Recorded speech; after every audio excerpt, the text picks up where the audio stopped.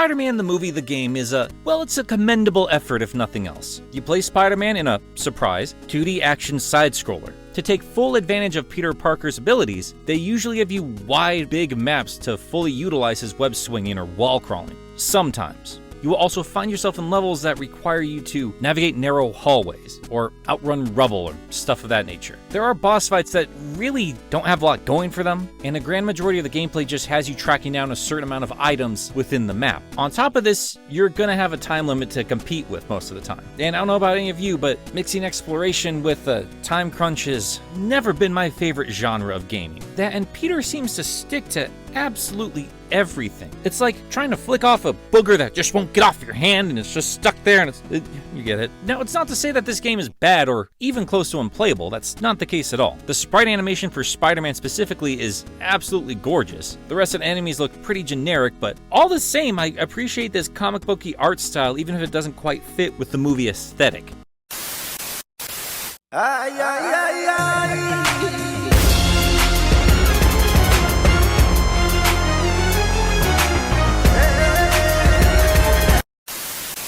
There's a lot of ambition here, and thankfully they have checkpoints within these levels, so if you run out of time, and I did quite frequently trying to track down the last of a toxic barrel or some stupid kid that got lost or whatever the case was. So that was helpful, but you do have lives, so you better keep track of that, because if you run out of them, you have to start the level all over again. They also have bonus games that have Spider-Man web swinging through a 3D city. Doesn't play super great, but I am a sucker for the Game Boy Advance attempting 3D. I've always loved this stuff, so while it's not great gameplay-wise, it is a cute novelty. Still, when the strongest aspect of your game are sprite animations or 3D gimmicks, well, it doesn't say a whole lot for the rest of the game itself. Again, it's commendable, but you can certainly do better when it comes to Spider-Man games. And I found myself pretty frustrated in a lot of these levels as they kept going on. Only reason I kept going was, well, for this review. Now, if you were a kid in 2001 and this is all you had to play on a car ride to a relative's house or whatever the case is, this would have suited you just fine. But as it is, nowadays, this is a pretty standard Spider-Man handheld game. Nowhere near the worst, but certainly not the best. This is a very middle-of-the-road game. Now, I'm not one to usually give out numbered scores, but since I am a guest and I don't want to throw anything off track here, I'm gonna keep it right in the middle and give this a 2.5 out of 5.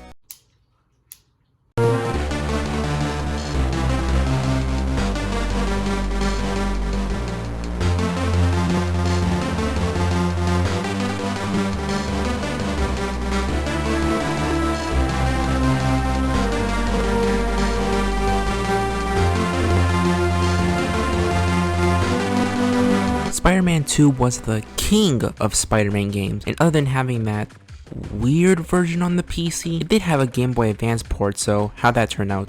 Well, the first red flag, which probably isn't one, is the compressed compilation of clips from the movie as the game's intro. Then the real first red flag popped up when all the cutscenes were JPEGs from the main game copied and pasted with some word vomit slapped onto the bottom. The first level has Spider-Man delivering pizza? Alright, well, this is the first level of the game, and you gotta deliver pizzas. They put that in the video game? Well, that's pretty weird. Yeah, I mean, you delivered pizzas before, though, right? No, I never did that. No, yeah, you did in the movie Spider-Man 2. I did that at one point, but I don't want people fucking knowing about that. And the second red flag popped up. Instead of a GBA rendition of the masterpiece that we call the pizza theme, they just slapped some EDM music that makes you want to dance more than actually delivering pizza. But the level does allow you to get used to the controls, so that's fine. I think that after Spider-Man 2 The Sinister Six, the controls definitely got better. The next level is a copy and paste of the first movie game where you skip a collapsing building, but since Digital Clips developed the first game, it makes sense, I guess. The sound design is weird because instead of the ear rape that the first game often had, certain sound effects had an echoey effect, which was kinda irritating to hear. The level doesn't often change in its format, with you most of the time going in a building and beating up enemies that doesn't even lead into a boss, it's just on to the next level. The first chase with the Rhino led to the first boss, but all you did was let Rhino hurt himself and that's pretty much it. After that we go back into the same level design until we meet the Devil Incarnate Mysterio and leads into the first real boss. And keep in mind, you're halfway through the game at this point. Despite that, the game does allow you to buy upgrades to help you in your adventure, as well as a weird version of an open world New York with side quests along with the main campaign. So that's actually kind of cool. I mean, it's kind of laggy with the weird JPEG of the city in the background, but I will still give her props for that. The side levels are a one-time deal kind of thing though, since once you die in those levels, you're thrown back into the overworld, and even then they're kind of similar to the main game. Go into this building and fight people with no real reward other than a bit of skill points. You barely fight Doc Ock and the game is pretty boring. Nothing really special except the overworld, which while cool and ambitious, doesn't really make me jump out of my seat and call it my favorite handheld experience. Oh, and one last thing to say. You unlock secret photos by pressing the select button in certain parts of the level to take photos, so that's cool, I guess. The game gets a 3 out of 5. It's not terrible, it's not good either, but something in the middle.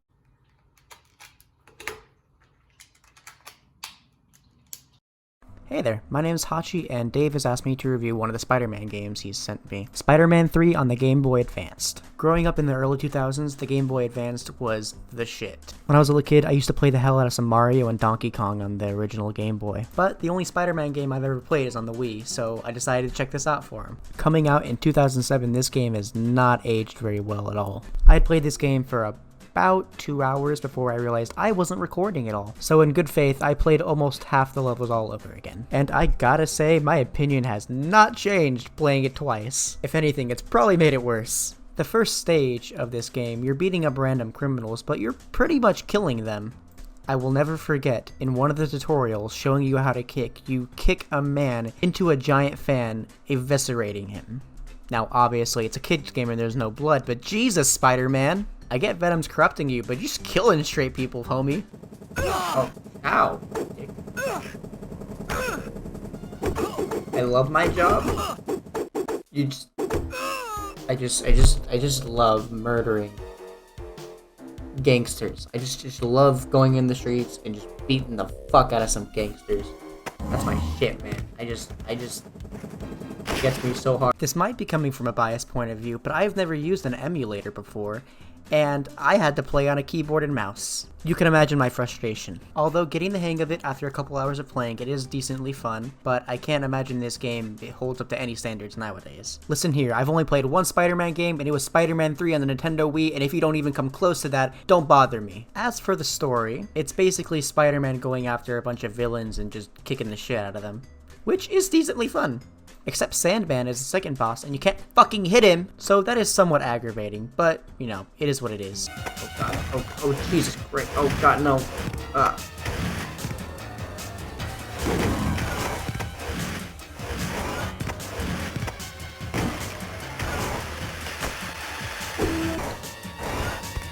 Oh god, oh god. He hurts.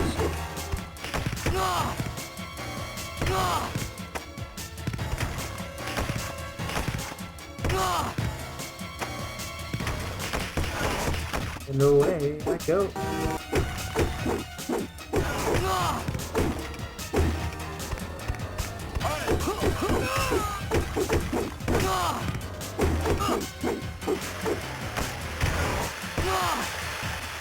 On the opposite end, New Goblin I beat without even realizing the first time. I played this boss fight 3 times to see if I was fucking up, and no, it literally takes about 10 seconds to kill him. The Green Goblin. No. Ending with the Green Goblin.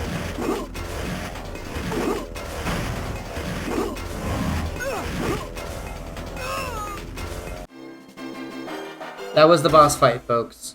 That was the entire boss fight. So, all in all, it's not a horrible game, but I would not go out of your way to pick this up. With someone with 2 whole Spider-Man games under their belt, I rate this a 2 out of 5. The more I think about it, I'm probably not cut out for those whole review thing. I'm gonna go back to drawing JoJo characters.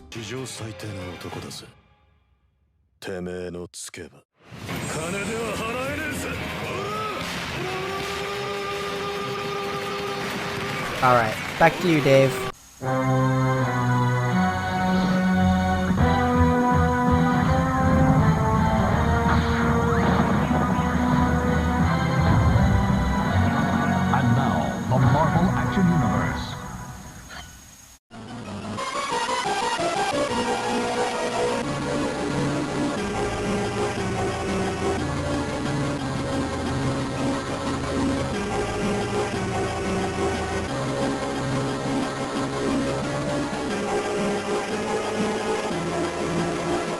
Developed by Pocket Studios, the developers of the ambitious Alone in the Dark ports, and published by Vivendi Games, The Incredible Hulk, not based on the 2008 movie, and thank God not based on the Ang Lee movie, is a 3D beat-em-up dungeon crawler that attempts to tell the origins of the Hulk. With it being a dungeon crawler, the controls, especially on a Game Boy Advance, is awkward. The controls constantly change, and not the way it's meant to be, if that makes any sense. Up, down, left, and right are non-existent, with it being up to how the game feels at that moment.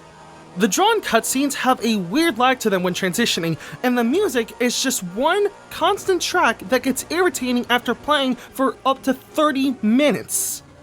That's right, it doesn't change, and it plays in a loop for most of the gaming experience. This is pretty much just Ghostbusters NES all over again. And the Hulk cannot punch while walking, which makes hitting enemies a bit more difficult, especially considering that they don't move in a grid-like format that the game forces you to walk in.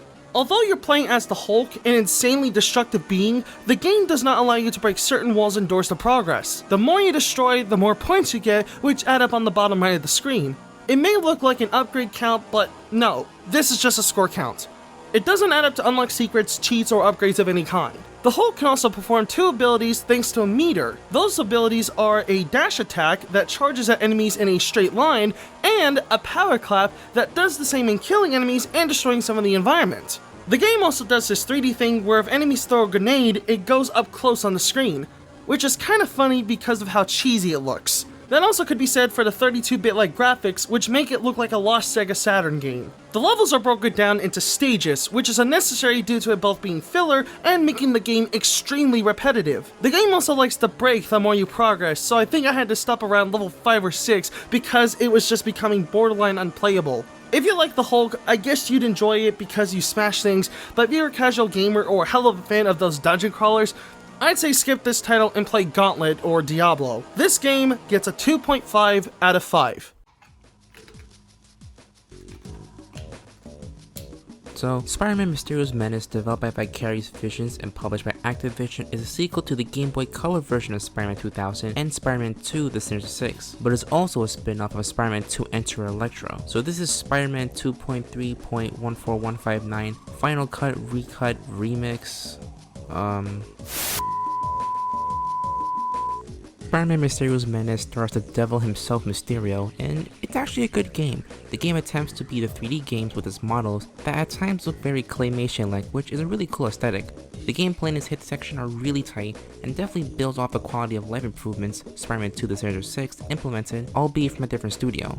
The levels are relatively short, with some dragging along a bit, but there are checkpoints placed so that it's not too tedious. It even carries along the if you die during a boss you return back to a design from Spider-Man 2 The Sinister Six, but unlike the former, if you lose all your lives, you're forced to restart the level all over again, but that's not that bad. Then again, it leads to my biggest issue with the game, and it's the enemy AI. I have never played a game where its enemies are this aggressive. Of course they do normal enemy things like follow you around and beat your ass if you try to escape, but jeez.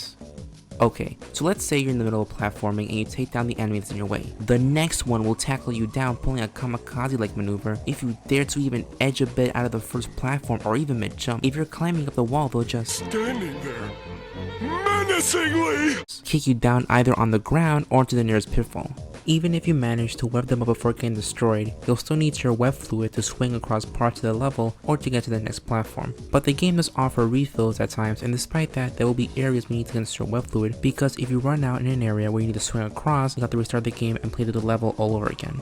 The game can be difficult at times, but honestly it's mainly due to the enemy AI. The platforming is fine due to how tight the controls are, but it's the enemies that will cause the most frustration and time between each stage, which include the bosses that give me flashbacks to that level in Spider-Man vs. the Kingpin. They'll easily lock you in areas that will insta-kill you, and there are bosses that don't even have this issue, but the ones that feel unfair take the longest to get through. Back onto the game's aesthetic, it does a great job at being a side-scrolling version of the mainline 3D games, with the HUD being similar and the armor you find in certain parts of the stage. The game overall feels like there was genuine love and care put into the game, and despite the enemy AI, it's a game that makes you feel like you want to complete it. Sure, the enemy AI makes up most of the deaths and frustration, but with it being a better version of Spider-Man 2 The Sinister Six, which is already a great game, I'd highly recommend this title. Spider-Man Mysterio's Menace gets a 3.9145, it's a 4 out of 5.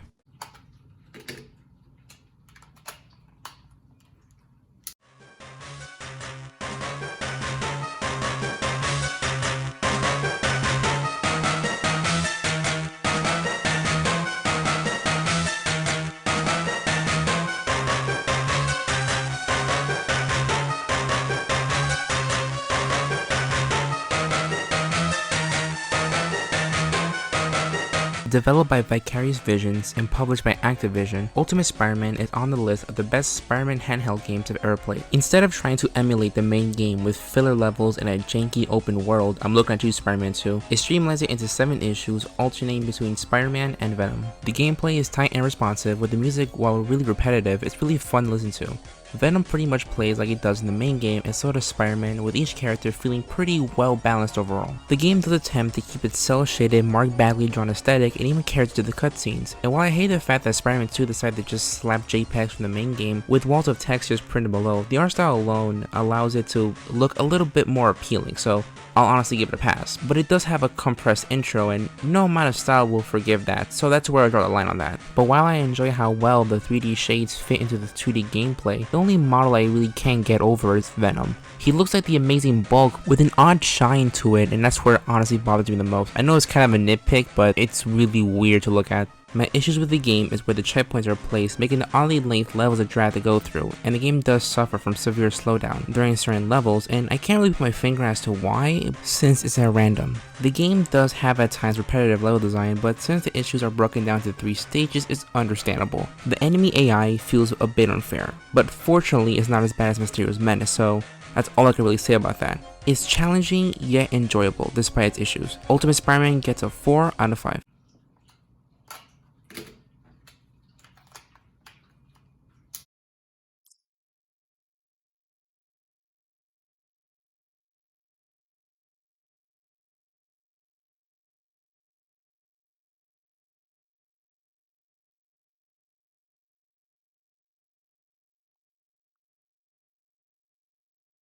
In an odd twist of fate, Ultimate Spider-Man got a prequel game on both the DS and the GBA, and it's by Taurus Games? Well, this should be pretty good, or at least fun, right?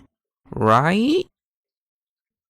The game is a decent attempt on an action-adventure side-scroller, but what makes it not a good game is its weird and frustrating enemy placement, hazard placement, and its janky hit detection. So remember that moment from Spider-Man vs. the Kingpin? Well, imagine whole levels like that. I have never played a game where I have to inch my way through a level because enemies just pop out of nowhere and do way more damage to you than you even do to them. Sounds kind of familiar, am I right? The Green Goblin is this hulking beast and he can get shot down like a little bitch. The game does allow you to upgrade both Spider-Man and the Goblin. Oh, I forgot to mention, like Ultimate Spider-Man, the game alternates between Spider-Man and the Green Goblin. But even with these upgrades, the enemies and hazards just make you feel like you're playing on the highest difficulty. The game's campaign feels padded and drawn out. Ultimate Spider-Man streamlined the story of the main game without real filler. I know that the levels feel kinda long, but that's honestly a pro I'll give over Battle for New York. That makes you feel like you're playing a longer and bigger game, but you're just doing the same old save people, smack this generator, maybe fight a boss. It's so repetitive and a real slog to get through. Ultimate Spider-Man was difficult, but it did allow many chances to regain health and web fluid. Hell, Venom ate people for health, but this game barely offers health items, which makes the game even more tedious. In the rare chance it does actually give you health, it's not enough to get through the level. It's more like breadcrumbs. It gives you an illusion of ease, but the game is not good. The cutscenes are actually drawn this time, so that's cool, but it doesn't keep up with the Mark Bagley aesthetic. So that's kinda inconsistent since it's a prequel to Ultimate Spider-Man, but yeah, it's just not a good game. The game itself is nearing Spider-Man X-Men Arcade's revenge level of bullshit, so with that, Spider-Man Battle New York gets a 2 out of 5. I know my rating system is kinda rough, so at some point I'll make a tier list of the games I've played so far, so keep a lookout for that, but this is where we end this part, so cue the end monologue in 3, 2, 1. You know, misery really does like company. And with that, I'd like to thank the game apologist, Daniel t.gaming, and Hachi for joining me in this adventure, and honestly, I expect a cease and desist once this video is out. 2 hours later. I am being sued for $3.5 million. But I also like to thank Cryogenics for his amazing work on these thumbnails, and his Twitter will be linked below. But unfortunately, we are putting a pin on this series until May, and April will of course host another video, but not part 4. I want to make sure everything is in place before I continue, so thank you guys for watching. Of course, leave a like and comment so more people can suffer with me, and if you want to see more, you can definitely hit that subscribe button and that notification button so you won't miss any more Spider-Man, as well as the other videos I have planned along the way. And finally, I'd like to thank Leo Correct and Phosphor Gaming for becoming patrons, and for $1 a month, your name can show up right here. Love you guys, and shamalamoomoo.